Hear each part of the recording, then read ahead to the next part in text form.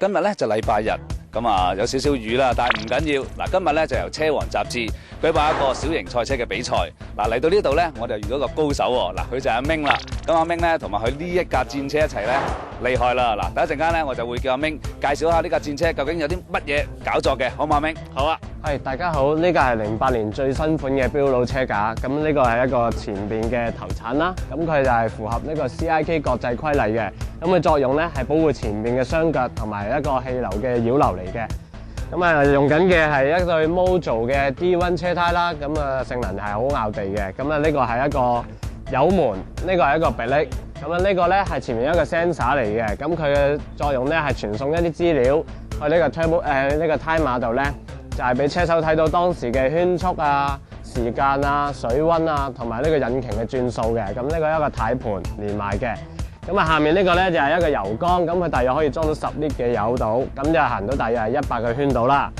咁呢個側邊咧新片呢兩個咧就係一個沙板嘅防撞桿嚟嘅，咁亦都係符合國際 CIK 嘅賽例嘅。咁至於呢個咧就係 Voltex 嘅新嘅引擎，咁佢就係125cc 嘅，行水冷式嘅，咁呢個就係佢嘅風格。咁至於後面咧，呢個咧就係佢嘅剎車系統，08年最新嘅剎車系統係一個菊花碟型嘅，比以前雙碟型咧就更加有效率咁去剎車嘅。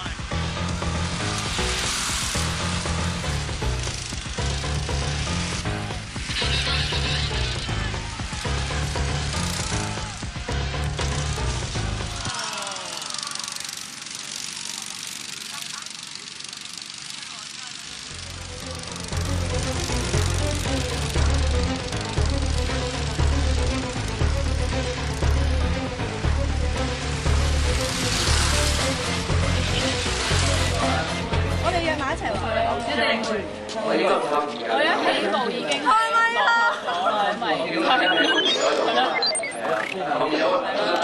試場玩下啫。係啦，最緊要開心啊！